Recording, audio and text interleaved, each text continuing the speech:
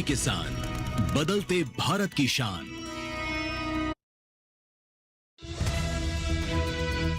अंडमान निकोबार द्वीप समूह में अधिकतर जगह बारिश का अनुमान। पश्चिम बंगाल में कहीं कहीं बरस सकते हैं बादल। ओडिशा और झारखंड में 30 से 40 किलोमीटर प्रति घंटे की रफ्तार से चलेंगी तेज हवाएं। छत्तीसगढ़ के कुछ हिस्सों में तेज हवाओं की संभावना। मराठवाड़ा में ग्रीष्मकालीन बाजरा बोएं। विदर्भ में मूंगफली, तिल, तरबूज और खरबूज की बुआई करें पूरी।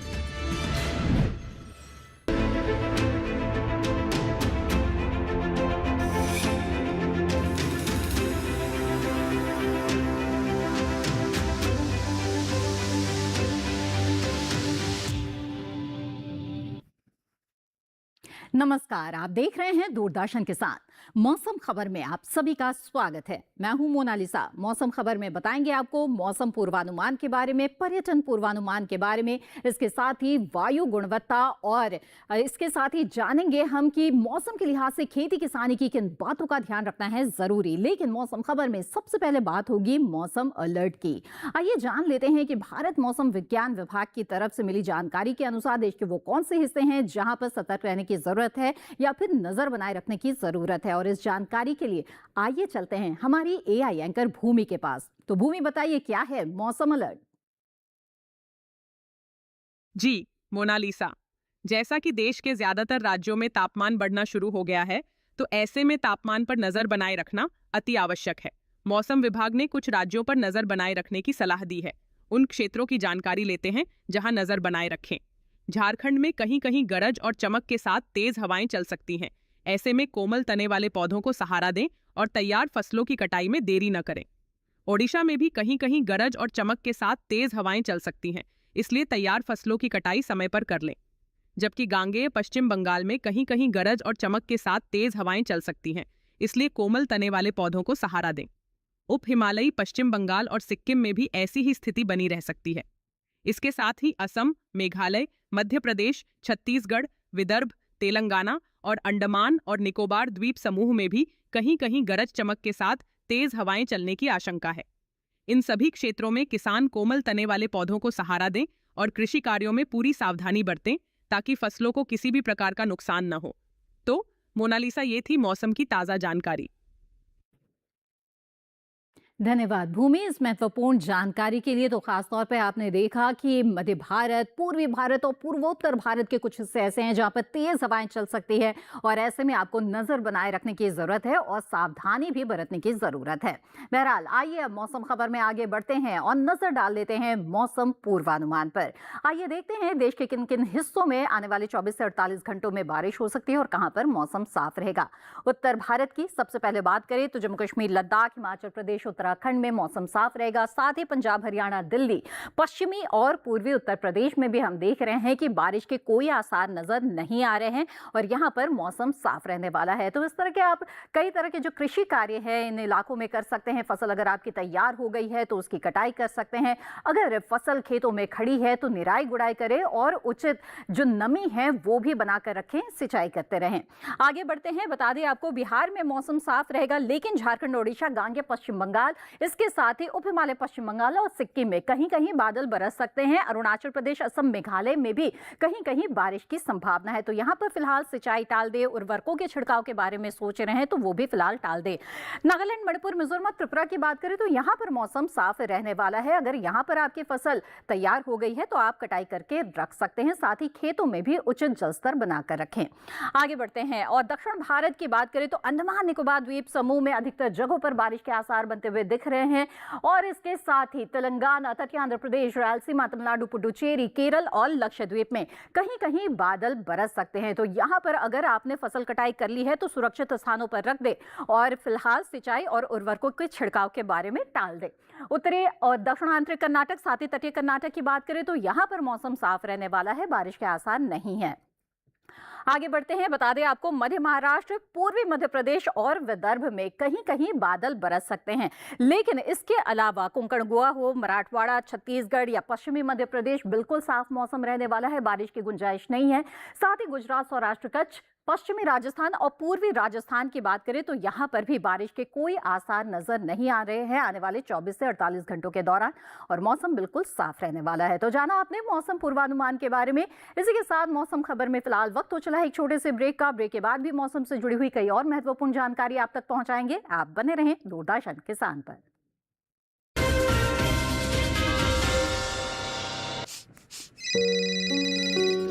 हाँ बोल बेटा करण। क्या? जिंदगी की रोज की दौड़ में हम अक्सर चीजें भूल जाते हैं, अंकल।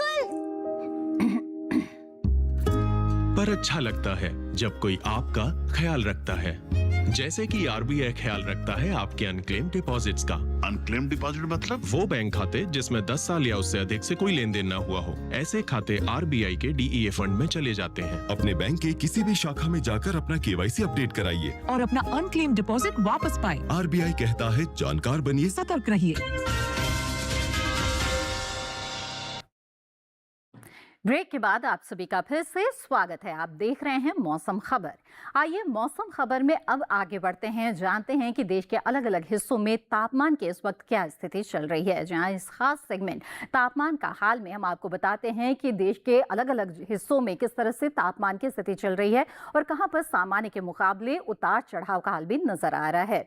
ऐसे में न्यूनतम तापमान की बात करें तो हिमाचल प्रदेश में न्यूनतम तापमान सामान्य के मुकाबले 5 डिग्री सेल्सियस कम दर्ज हुआ है, यानी कि जो रात का तापमान है उसमें गिरावट आ रही है।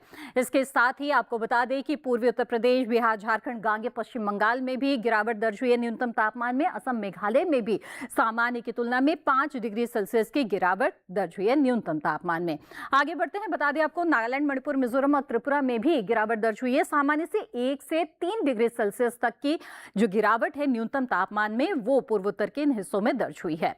अब बात करते हैं ओडिशा और तटीय आंध्र प्रदेश की। यहाँ पर सामान्य की तुलना में 3 से 5 डिग्री सेल्सियस कम न्यूनतम तापमान रिकॉर्ड किया गया, यानी कि रात के तापमान में यहाँ पर भी गिरावट आ रही है।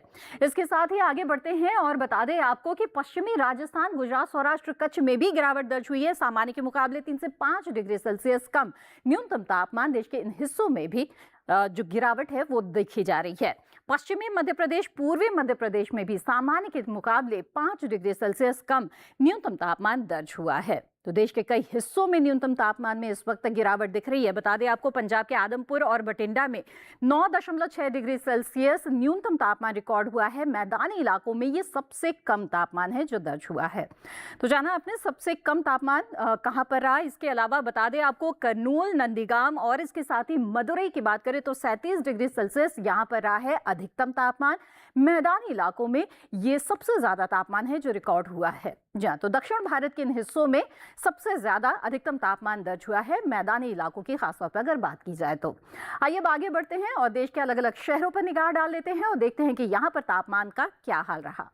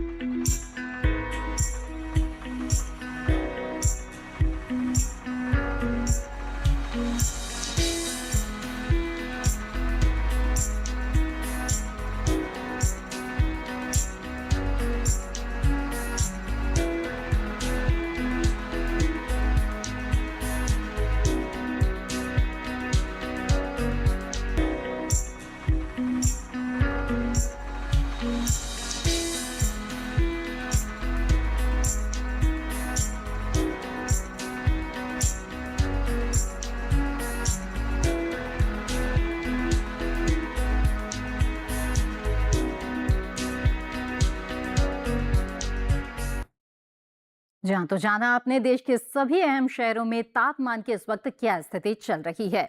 इसी के साथ मौसम खबर में वक्त हो चला है एक और छोटे से ब्रेक का। आगे हम जानेंगे वायु गुणवत्ता की स्थिति के बारे में, साथ ही पर्यटन पूर्वानुमान के बारे में भी बताएंगे और मौसम के लिहाज से खेती किसानी की भी होगी बात। लेकिन फिलहाल वक्त है एक और छोटे से ब्रेक का। बने रहे हमारे साथ।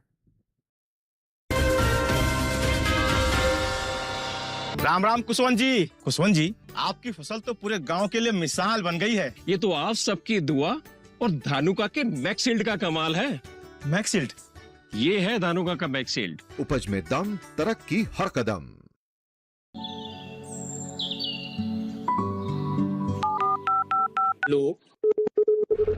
कार्यक्रम के पहले कॉलर जुड़ के उनका इस बीच हमारे पास कुछ ईमेल्स भी आए हैं। सवाल पूछिए अपना।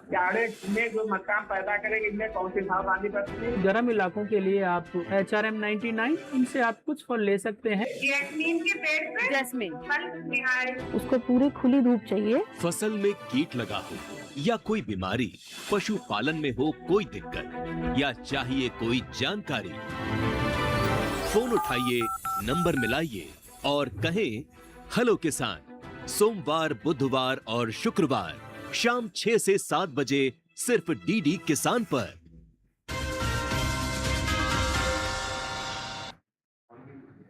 ब्रेक के बाद आप सभी का फिर से स्वागत है। आप देख रहे हैं मौसम खबर।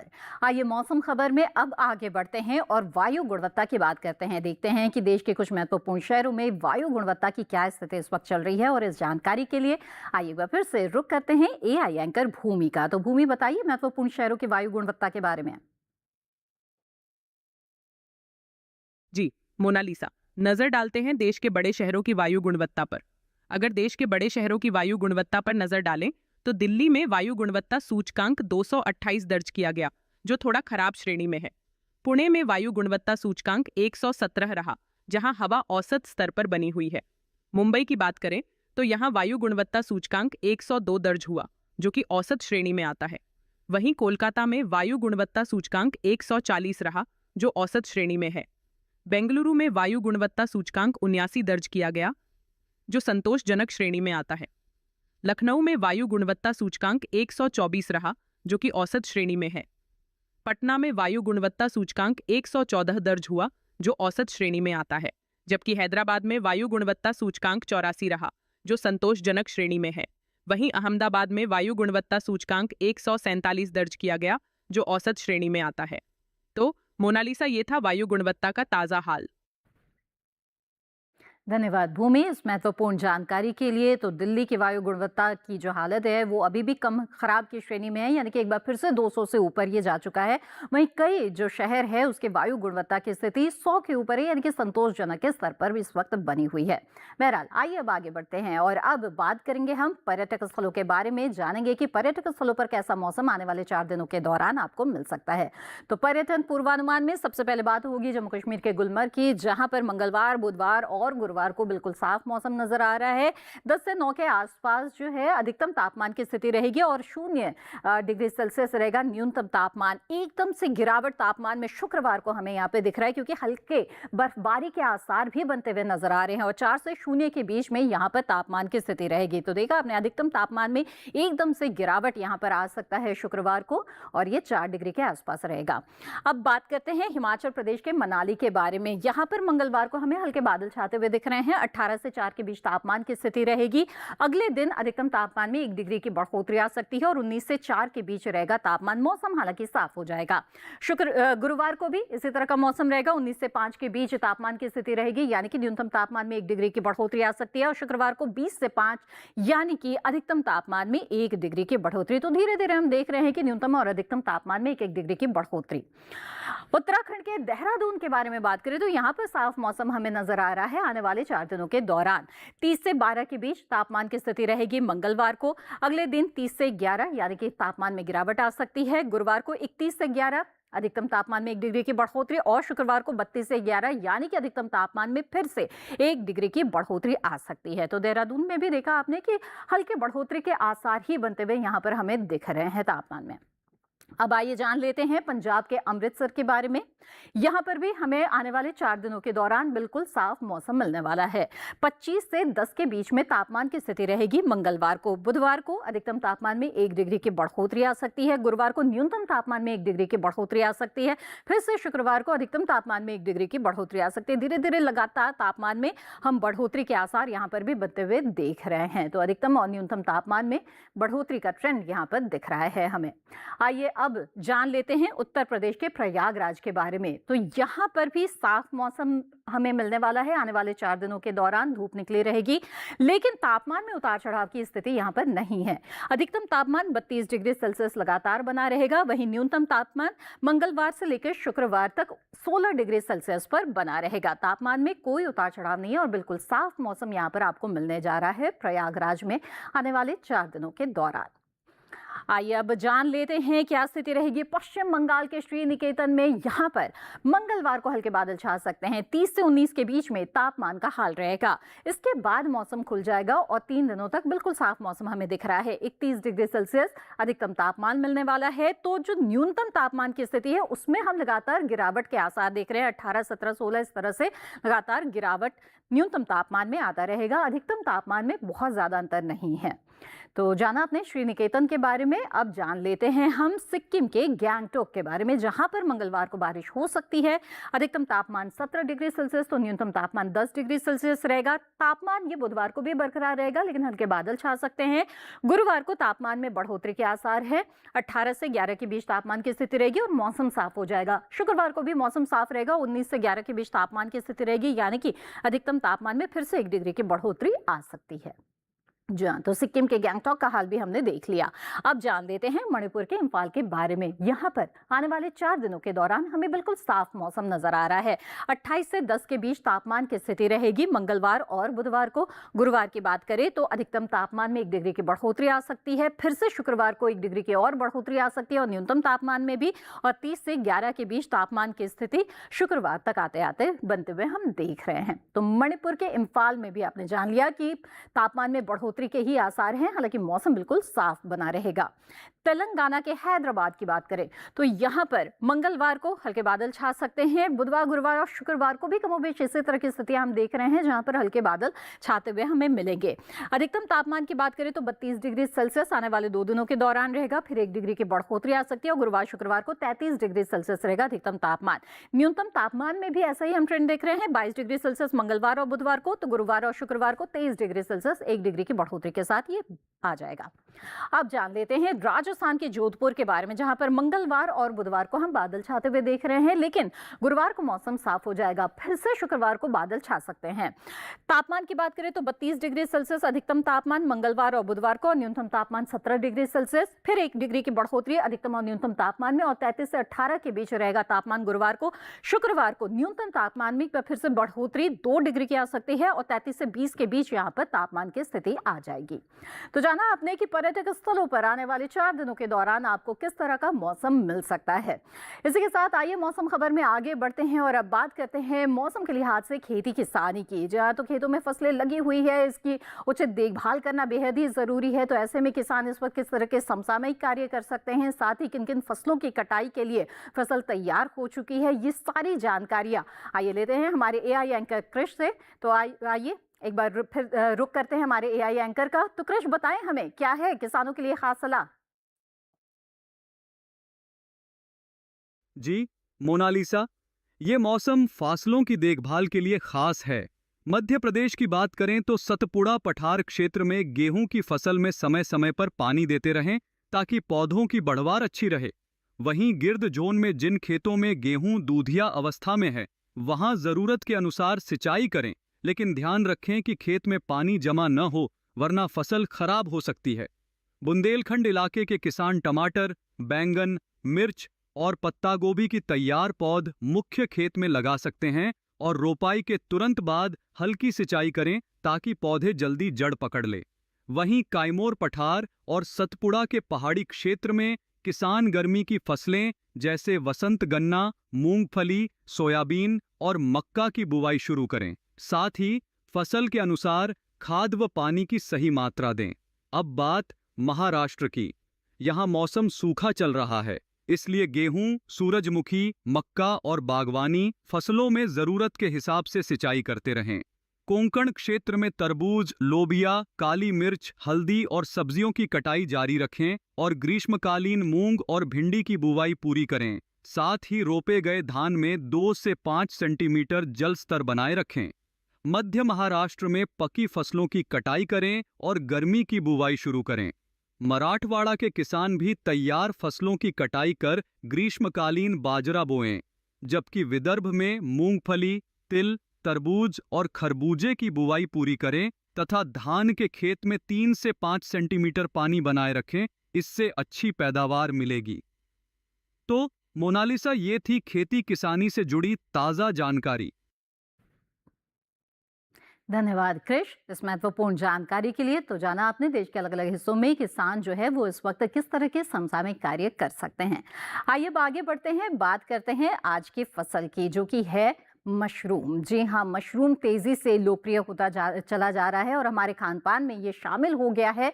ऐसे में इसकी वेबसाइट के जो उत्पादन है वो आपको लाभ दिला सकती है। मशरूम उत्पादन के दौरान आपको किन किन बातों का ध्यान रखना चाहिए, ये हम जानते हैं, आइए इस रिपोर्ट के जरिए।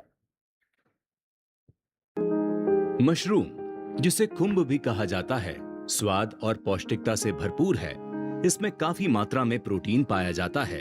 अलग अलग मौसम के हिसाब से इसकी कई किस्में मौजूद हैं। खासकर उत्तर भारत के मैदानी इलाकों में सफेद बटन मशरूम, शिटाके मशरूम, धान पुआल खुम्ब, ऑयस्टर मशरूम और दूधिया मशरूम की खेती की जाती है। अलग अलग किस्मों के कारण ही अब साल भर मशरूम की पैदावार संभव हो पाई है। एक रोचक बात यह है कि गर्मी के मौसम में पैदा होने वाला दूधिया मशरूम भारत की ही देन है। मशरूम की बुआई के लिए कंपोस्ट तैयार किया जाता है। कंपोस्ट गेहूं के भूसे या धान के पुआल, गेहूं या धान के चोकर, ammonium sulphate, urea, potash, gypsum और शीरे से तैयार किया जाता है। भूसा 1 साल से अधिक पुराना और बारिश में भीगा नहीं होना चाहिए। इस तरह तैयार कंपोस्ट की 8 से 10 इंच की परत ट्रे या थैलियों में भर दी जाती है। बटन मशरूम के कवक जाल की वृद्धि के लिए 22 से 25 डिग्री का तापमान और 80 से 85% नमी होनी चाहिए। बोने के लिए हवादार और तापरोधी मशरूम घर बनाया जाता है, जिसके भीतर तापमान और जरूरी नमी को बनाए रखा जा सके। मशरूम घर का फर्श पक्का होना जरूरी है। 1 वर्ग मीटर क्षेत्रफल में औसतन 8 से 10 किलो मशरूम की उपज होती है, जो 100 किलो कंपोस्ट में 6 से 8 हफ्तों में प्राप्त होती है। तुड़ाई के बाद मशरूम को बहते पानी में धोकर तुरंत 5 डिग्री सेंटीग्रेड पर ठंडा कर लेना चाहिए। इसकी पैकिंग 200 ग्राम या 500 ग्राम के थैलों में की जाती है। मशरूम की फसल बहुत तेजी से बढ़ती है और इसलिए बाजार का इंतजाम बेहद आवश्यक है। और हाँ, जंगली मशरूम और खाने वाली मशरूम अलग अलग होती हैं, इसलिए मशरूम के लिए नजदीकी कृषि विज्ञान केंद्र या कृषि विश्वविद्यालय से ट्रेनिंग जरूर लें। तो ये थी मशरूम उत्पादन से जुड़ी हुई महत्वपूर्ण जानकारी। और इसी के साथ मौसम खबर में आइए चलते चलते एक बार फिर से नजर डाल लेते हैं सुर्खियों पर। अंडमान निकोबार द्वीप समूह में अधिकतर जगह बारिश का अनुमान। पश्चिम बंगाल में कहीं कहीं बरस सकते हैं बादल। ओडिशा और झारखंड में 30 से 40 किलोमीटर प्रति घंटे की रफ्तार से चलेंगी तेज हवाएं। छत्तीसगढ़ के कुछ हिस्सों में तेज हवाओं की संभावना। मराठवाड़ा में ग्रीष्मकालीन बाजरा बोएं। विदर्भ में मूंगफली, तिल, तरबूज और खरबूज की बुआई करें पूरी। इसी के साथ मौसम खबर में आज बस इतना ही। उम्मीद है मौसम खबर से आपको मदद मिल रही होगी। मौसम खबर को आप दूरदर्शन किसान के YouTube चैनल पर भी देख सकते हैं और मौसम और खेती किसानी से जुड़ी हुई ये सभी जानकारियां फिर से हासिल कर सकते हैं। इसके लिए टीवी स्क्रीन पर दिखाए जा रहे QR कोड को स्कैन करें, आप सीधे हमारे YouTube चैनल से जुड़ जाएंगे। मौसम का ताज़ा हाल और कृषि सलाह के साथ फिर होंगे हाजिर। तब तक के लिए दीजिए इजाजत। आप बने रहें दूरदर्शन किसान पर। नमस्कार।